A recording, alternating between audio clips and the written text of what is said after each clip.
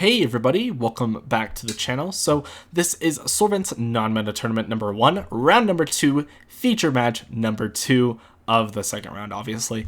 So today we have Goofy Ghost up at the top playing Crusadia, and down at the bottom we have Conman playing Dark Magician. So a very interesting feature match. I have actually not viewed this feature match yet, so we're going to be going blind into it, and I'm going to be commentating it as we go. But before we start, I do want to mention that if you do want to play in these tournaments, you can join the Discord link in the description below, and I will be hosting a second tournament very soon with a ban list very similar to this. I'm going to be making some minor changes to this, and you can go ahead and play. And yeah, I'm going to be showcasing the deck profiles, not the next video, but the video after that. And you guys can get a very good idea of what you can play for this, as well as what other people had ideas of playing. So, with all of that said, quite a mouthful. Also, if you don't know what the non-meta tournament is, you should probably check round number 1's first feature match, and it'll get you a good idea of that. So, it looks like Conman, I'm not sure who won the die roll, but Conman is going first in either case. I do say that because Goofy Ghost obviously wants to go second because it's a Crusadia list, and Conman is playing a Dark Magician list, so it makes sense. So it looks like Soul Servant is going to be coming down here to place a Magician Souls on the top of the deck, and then he's going to be using Dark Magician's Circle to go ahead and, let's see. Yeah, okay. So I didn't actually see what he banished there, but it looks like he whiffed off of the Dark Magician's Circle. I probably should have checked there. I think I could check in the log, actually. It looks like a Spellbook of Knowledge, Apprentice Illusion Magician, and I don't see the other one. Oh, Magician's Souls, obviously, because of the thing. I think he could actually add the Magician's Souls. Oh, wait, no, he can't because it's not. I said this in the last feature match with him. He can't actually add it because it's not a spell or trap that lists Dark Magician. It's a card that lists it. But in either case, yeah, he just sets that 2 and passes, and Crusadia Testament is activated. I've never seen this card before. So your opponent cannot activate cards in the response of your activation of your Crusadia monster effects this turn. That's one of the effects. Or after damage calculation, if your Crusadia monster destroys an opponent's monster by battle, draw cards equal to your opponent's monster's link rating. So obviously he's going to use the first effect that makes all of your Crusadia monster effects a speed spell 4 super poly-like effect.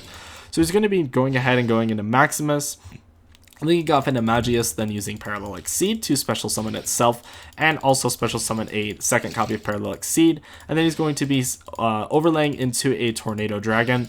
Then he's going to be summoning Crusadia Reclusia under Magius, and Magius can search for Draco. It's really interesting because he actually could have used the Magius effect to search when the Parallel Exceed is summoned. I'm not sure exactly why he didn't do that, but I don't think it matters in either case. Tornado Dragon's going to be killing this Magician's Navigation, and it's not going to do anything. Yeah, Magius and Reclusia is going to be linked off into a Regulix. Regulix is going to be summoning, well, the Draco is going to be summoning under the Regulix, and Regulix is going to be searching for a Crusadia power that makes a Crusadia monster unaffected by card effects this turn. Since he already has the Revival, he doesn't really need to search for it. Then he can link those off into a Crusadia Equimax. Right now this is sitting at 4,100, and then the Maximus is going to be summoned under that as well, giving it another 1,600. So right now this Crusadia Equimax is quite chonking. Let's see, the 2,000 from Equimax, 16 from Maximus, so that's 36, and then the Tornado Dragon 21, so that's going to be 57, and then the Revival is going to give it 500, so that's 6,200. Wow, that's pretty big. And he's going to set the Crusadia power as well as the Gravedigger's Trap Hole. 6,200 points of damage, bringing him down to 1,800. Quite rough. Drawing for a turn, he draws into Magician's Souls. Obviously, he knew that because of its own effect. Standby phase, nothing is going to be activated here, and it looks like Magician's Souls is going to be coming down and yeah, because it sends us cost, he can actually go ahead and use Gravedigger's Trap Hole to clear souls. And that's going to be game number 1. I'm actually really surprised that game was quite fast. 6,200 points of damage, and then he didn't have a follow-up. I mean, his follow-up essentially got negated, so pretty rough there. Terraforming is going to search for this Crusadia Revival. And then since he's opting to go first, this is a really rough hand. He can Draco and then maybe Reborn the Draco back under the Magius and search for... I don't know what this hand does. Waterfall makes sense. Waterfront makes sense. So he's going to go into Magius and use the Monster Reborn for the Draco. This is pretty much what I expected. Then since the Monster Reborn is sent to the graveyard, he should get another counter on Waterfront. For some reason he didn't do it, but it should be at 4 counters right now, since these 2 were also sent to the graveyard. So I guess he missed 1 counter on Waterfront, but that's fine. I don't think it's really going to matter. He doesn't lose the counters when he searches, so I'm not sure why he did that. But yeah, you definitely don't lose the counters off of... yeah, but it should be at 4. It doesn't matter, because he's just going to activate Revival anyways. Then he's going to end his turn at that after setting a Call by the Grave. And Regulix, Revival, and Call by the Grave. So 1,600 Regulix that I guess gets a summon if a monster summoned to his own he points to. So I guess that's kind of cool. But Magician's Rod is going to be activated here, searching for a copy of Dark Magician's Circle. Spellbook of Secrets, searching for a Spellbook of Knowledge. And then I assume this knowledge is coming down. No, maybe not. Dark Magician's Circle is going to be... looks like Dark Magician, Navigation, and Eye of Timaeus. He can add all of these. Wow, so it's a very interesting choice here. It looks like he's going to be opting to add Dark Magician.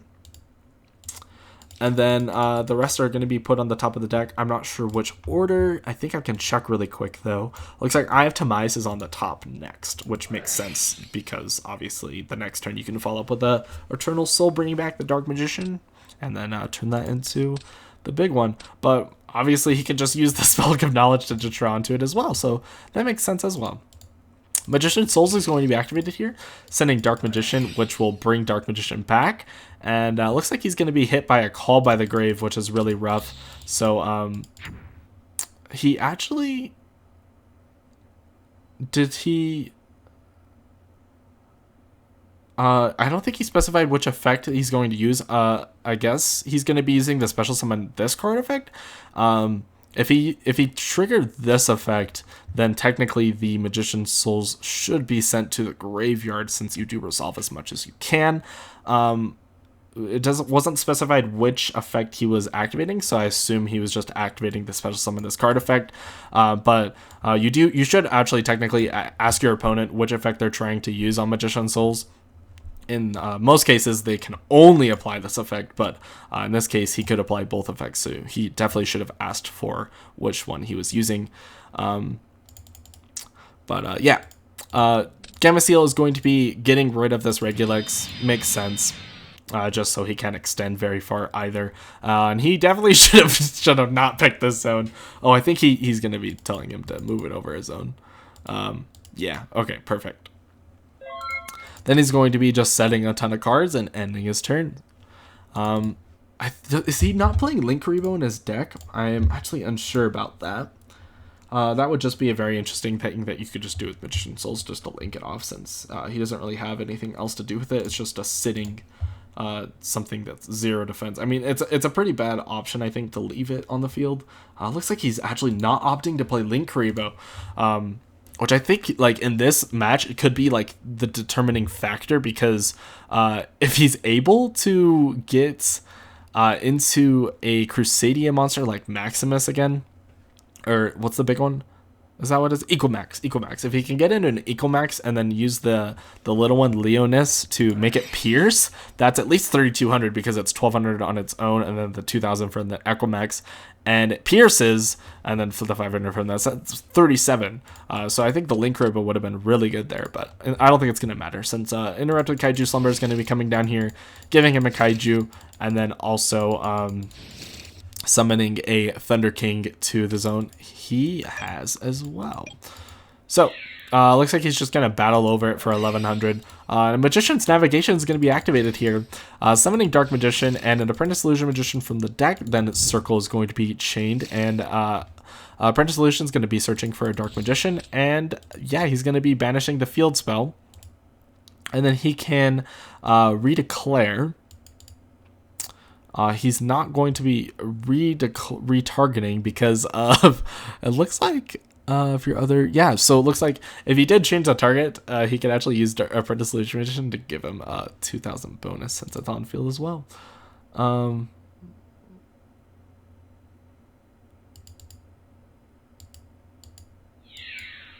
But yeah, anyways, as Thunder King is going to be attacking into Gamma Seal, taking 1100 damage, and then yeah, that's it. And then he's going to be ending his turn. Standby phase is good. Eye of Timaeus is going to be targeting the Dark Magician, I assume, here. Yep, and getting it into the Dark Magician, the Dragon Knight, and he does have an Eternal Soul set, so once it's at this state of the game, it's like essentially game because it's pretty broken. But it is treated as Dark Magician, so Circle can actually banish the Thunder King Kaiju, and then Magician's Navigation, summoning the Dark Magician, then summoning the Apprentice Illusion Magician, and that's definitely game. I'm actually really curious if the Apprentice Illusion Magician can actually, it's if your other Dark Spellcaster, so something really interesting that he could have done, is that he could have actually cleared over the Apprentice Illusion Magician, and then the Gamma Seal on his opponent's turn would have been forced to attack into the Thunder King Kaiju. I mean, obviously in this case he would have just OTK'd anyways, but it's very interesting. Moving into game number 3, actually the final game. This is going to be a very interesting one. Obviously, Conman is forced to go first, which is pretty rough. It's just really interesting. Do you commit to a card on the field because of Equimax? Like, it's obviously he's going to with the Magician's Rod, which is a very interesting choice. Spellbook of Secrets going to head. Oh, and then he's searching the Spellbook of Knowledge, so maybe getting rid of the card. So that's actually maybe a good way to get rid of it. Soul Servant is going to be activated here to get a Dark Magician on the top of the deck. So Circle is going to be activated here. Dark Magician, Infinite Impermanence, as well as a Circle. I guess he could grab the Circle off of Circle. I don't think that's a good play. Yeah, like I said, he's just going to be adding the Dark Magician, setting the rest on the top of the deck. Maybe the Impermanence is the next. Yeah, the Impermanence is the topmost card. Magician's Navigation is going to be set here. He has at least one banish, which is really nice, and he can go ahead and get rid of the Dark Magician with the Illusion Magic after the fact, so that could be really interesting as well. So in standby phase, he's going to be using Twin Twisters to clear the Magician's Navigation. Wow. Chaining Navigation, summoning Dark Magician. I think that was the wrong zone. Oh boy. Okay, yeah, he does fix the zone. Okay, cool. So Illusion Magician. Yeah, okay. Anyways, we're all good here. Then looks like Arborea is going to be normal summoned and then linking off into a Magius.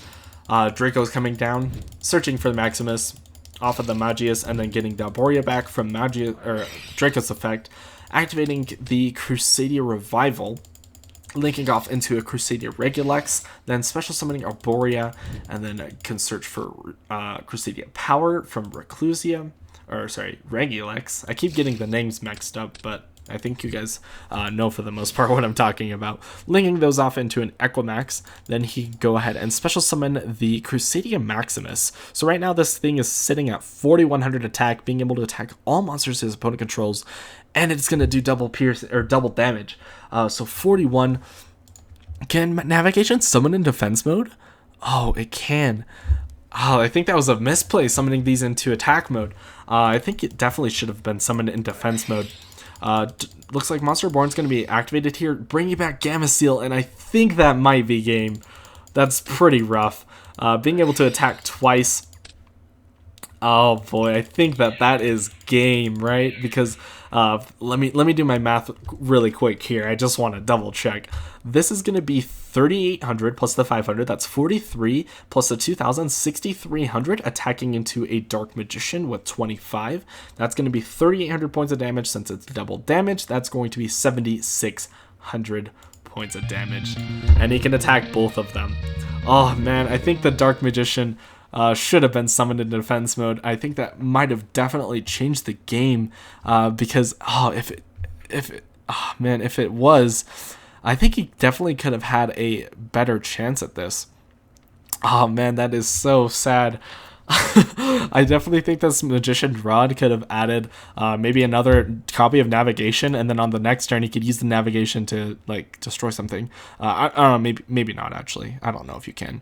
Can you search Eternal Soul off of magician's rod? Because if you can, that's probably the play.